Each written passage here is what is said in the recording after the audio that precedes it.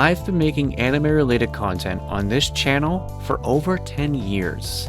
Without any exaggeration, anime has become such an integral part of my life that it's hard to imagine who I'd be without it. I've been inspired by my favorite shows, I've met people through my love of anime, and I've bolstered existing relationships also because of anime. So the idea of making a top 10 favorite anime list is kind of inevitable. But there's surprisingly a lot that goes into something like this. Your favorite things say a lot about who you are as a person, your experiences, what ideas and styles you prefer. Art is a reflection of ourselves, both as a creator and as the audience. With that in mind, it was something I was a little nervous about. My preferences, like everyone else, will change over time. I'm not the same person I was 11 years ago when I made my original Guran Lagoon review. A list of my favorites will eventually become outdated. Even my old top 10 list from over 5 years ago is incredibly wrong compared to my opinions today. But to avoid something because of change isn't fair, to me or my viewers. As we change, so do the art and experiences we prioritize. I doubt you love all the same shows or songs you did as a teenager. So I obviously decided to go through with making the list, even knowing it could change in a year's time, maybe even less.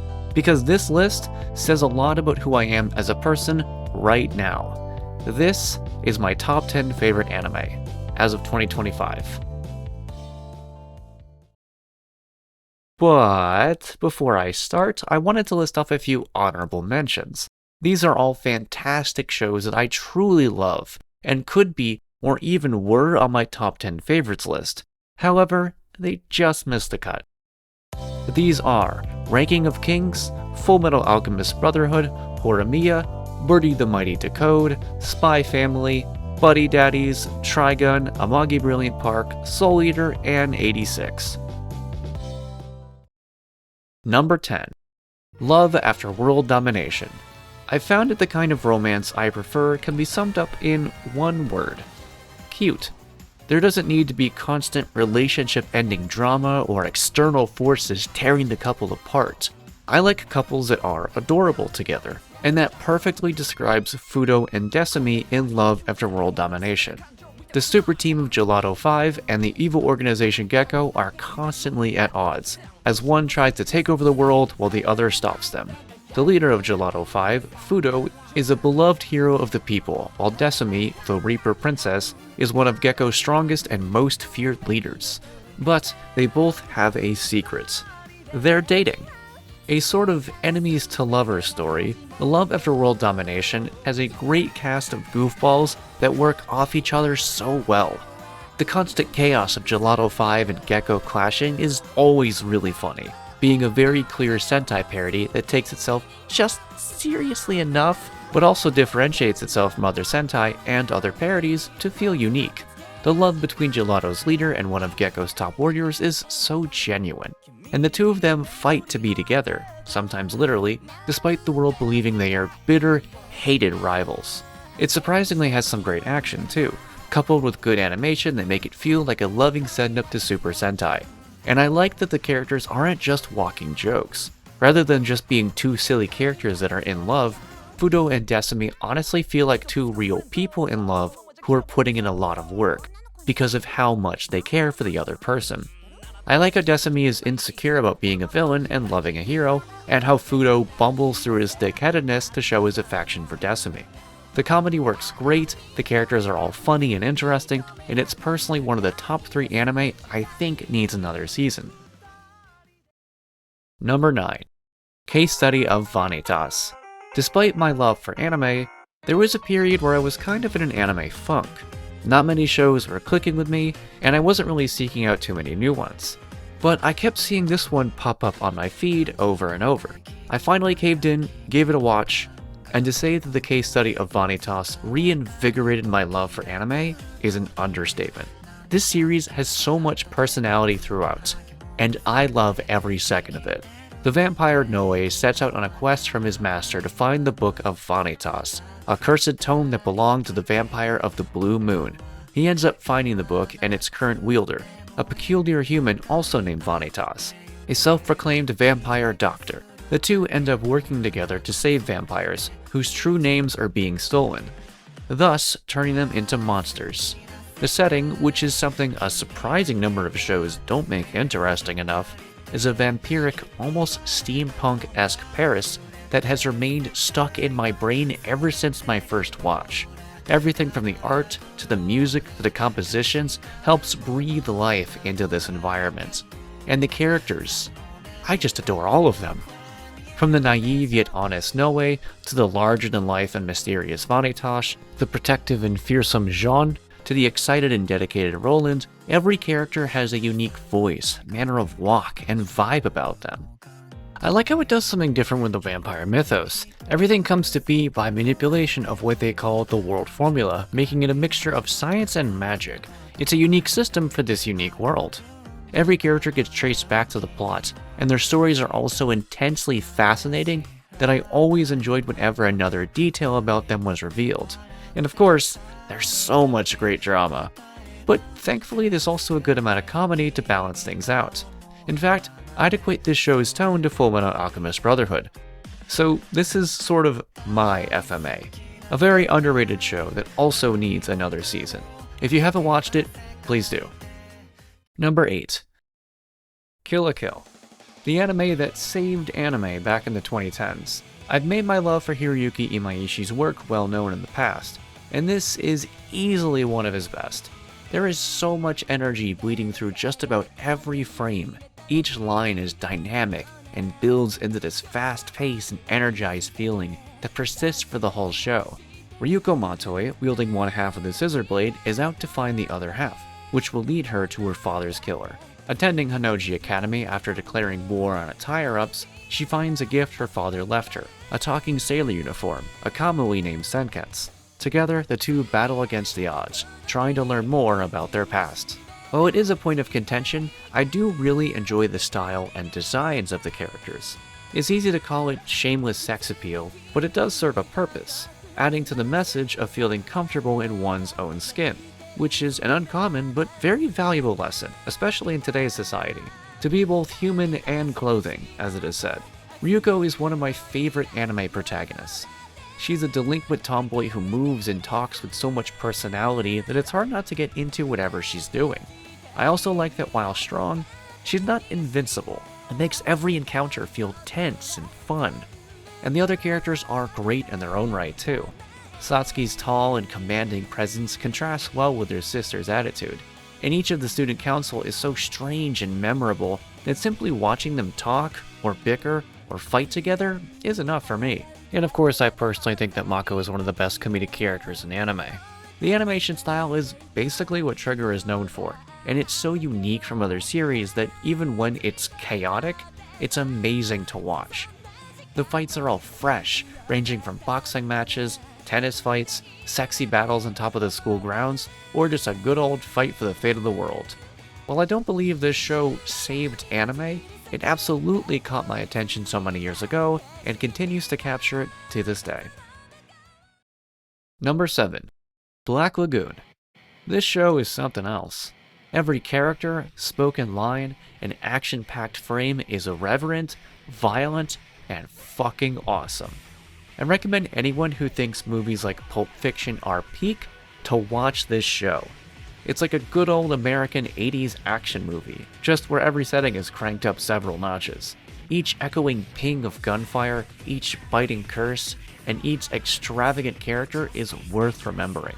Rock starts off as a boring Japanese businessman, but when a trip goes awry and he ends up in the crossfire of the Lagoon Company, a group of guns for hire, he finds his true calling and abandons his simple life for one of chaos, bloodshed, and freedom. Everyone knows Revy, and everyone loves her. The badass and roughhousing face of the show is my personal favorite, but the likes of Rock, Dutch, and Benny in the Lagoon Company are also stellar characters with great chemistry amongst each other.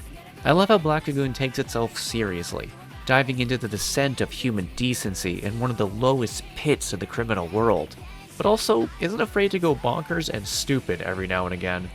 Of course, the action is a highlight, watching Revy and crew charge through legions of armed bastards as the word fuck is screamed at least a dozen times, will never get old. And it's played realistically, with stakes, tension, and consequences for our morally gray protagonists that keep each new encounter and arc exciting. It's such a roller coaster of an experience in the best way. It was easily one of the best anime of the 2000s, and was one of the first shows I watched once I started getting into anime. I loved it back then, and I still love it now. Number 6. Snow White with the Red Hair. While I do think Love After World Domination is an adorable and great romance, this has remained my favorite since I first watched it. The epitome of a storybook fantasy romance, Snow White with the Red Hair is a show I can describe as warm. A simple and sweet herbalist, Shiryuki's life is turned upside down when Prince Raj wishes her to become his concubine. Fleeing her homeland, she comes across a mysterious man named Zen and his 2 compatriots. However, it turns out Zen is the prince of the neighboring land, and this chance meeting leads their lives to be intertwined forever in a classic tale of love. Watercolor backgrounds and vibrant colors swell, brightened by the wonderful cast of characters and the diverse and eye-catching designs. Shiryuki is another great example of a great female heroine, being kind and resourceful, yet also a little stubborn. And Zen is the best prince. Disney has nothing on him. Polite and charming, but also a little rebellious. I love watching these two simply exist together. They have such genuine and believable chemistry that there could be an entire episode of just the 2 of them watching the sunset and talking, and I'd be satisfied. Backed by a lovable cast of side characters, a gorgeous and simple yet still memorable fantasy world, and you get my favorite romance anime. I get such happy feelings when I watch or even think about it. It's surprisingly exciting too, with a fair amount of action and intensity to keep me on the edge of my seat. But above all, it knows where its priorities lie, with its adorable main couple. Whenever I want to be swept away in a comfortable fantasy, this is my go-to. Number 5. Steins Gate. I don't talk about it much, but I actually love thriller stories. Some of my favorite books are the Pendergast novels by Douglas Preston and Lincoln Child. To be pushed to the edge of my seat, asking questions and anxiously biting my lip, wondering what happens next. It's such an enthralling audience experience. And this is exactly how Steins Gate feels. The Future Gadget Laboratory is more a place for friends to hang out than it is a real lab. But to Okabe Rintaro, it is the future. After discovering a brutal murder, a simple use of their phone wave, a microwave connected to a phone, turns into a meddling with the very fabric of time itself. But Okabe and company soon learn that messing with time has consequences. My first watch and every following one, I can always feel my heart beat faster. Though some may say it starts out slow, that is to lull the audience into the world, before ramping up with mystery after mystery, twisting and bending the characters' psyches like dough. Okabe is such a good character, starting so eccentric and zany, until the events of the story peel away those layers, to reveal the true man beneath. Kurisu is a fantastic foil to him, complementing his antics with a more grounded personality and a few quirks of her own. Honestly, everyone's great, even the little side characters that only show up occasionally. It's also commendable that it tackles such a difficult subject matter like time travel, but never gets confusing. I think because it does simplify it at first, before fully thrusting in more chaotic elements toward the end. The rules are laid out quite well, and though it is a lot of sci-fi logic, it manages to make sense. And I love how the show is so weird too. Time travel via texting through a microwave. Such a strange yet interesting concept. This was at one point my second favorite anime. Obviously it's dropped in the rankings, but that's merely because the next shows are ones I love that much more, and I do really love Steins Gate. Number 4. Frieren Beyond Journey's End. Yes, I have fully boarded the hype train for this show. Choo choo! Frieren, to me, is almost as perfect a fantasy as you can get. Everything that fantasy excels at is done so well here. The Demon King has been defeated by the brave group of heroes. Frieren, the group's mage and resident elf, sets out on her own, only to return 50 years later to find her group being much older. She comes to realize that her time spent with them felt so short, and she wishes to spread their memory and even learn more about Himmel the hero, her once treasured friend. She hears of a place called Heaven and travels across the land to find it. The atmosphere and world is often so calm and inviting. with natural exposition that makes everything feel lived in, makes it feel real. So many locations, both exciting and mundane. I'm almost jealous of how great it is, though I'm more impressed and use it as inspiration for my own writing. And of course, the characters are amazing. Frieren is by far one of the best heroines we've gotten in anything. Though powerful and experienced, she's also very flawed. Having lived for so long, she knows much of the world, but her skewed perception of time makes it difficult for her allies, and she has a nasty habit of sleeping in. And though she may be experienced in magic and combat, there are other things that she is sorely lacking experience in. Fern and Stark are wonderful companions. All three of them have a sweet but also hilarious and chaotic group dynamic. Fern's pouts are truly powerful, and I love her stubbornness. And Stark trying to make sense of his two companions keeps him as a fun foil. And my god, this is a beautiful show. The backgrounds are so lush and colorful, the palette pops, and the animation is consistently so good. I could just sit with some of this imagery for ages and still be in awe. It makes the small, tender moments feel that much more real, and the intense and fast action that much more exciting. As a fantasy writer and D&D nerd, I also really appreciate the magic system. It's explored just as well as the lore and history of the world, and it feels balanced and thought out. The world functions so much on magic, and it's built with that in mind. I also really like how time and legacy are such prevalent themes throughout. With Frieren being an elf and naturally living so long, you can see through her eyes how much the world changes and how much a person's life, legacy, and death make an impact. It balances the mundane day-to-day of fantasy living with the intensity of adventuring to create a story that I fell in love with episode 1. Number 3. Relife. I think a lot of us art enthusiasts have that one thing that we keep telling people to go out and see.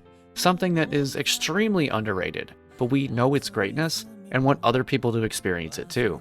For me, that's Relife. I haven't seen a show tackle the anxieties, the angst, the troubles, or the joy of both teenage and adult years this well. And part of that is because of its great premise.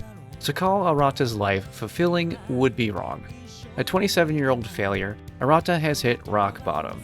However, a meeting with a man named Rio changes everything. He's given the chance to join the Relife program, which would make him look like a teenager and send him back to the last year of high school. Once the program ends, he'll be given various job opportunities, a chance to completely rebuild his life. Agreeing, Arata re-experiences the joys and miseries of high school. The blend of both adult and teenage characters as the main cast make for a lot of great comedy and great drama. These two very different and also very similar perspectives make the show and characters very relatable. Arata is a great main character. He's a bit of a failure, but he also takes time to learn. His hardships and his joys are something I believe a lot of older viewers will take interest in. I certainly did. Rio is a very entertaining foil, being a frequent tease of him.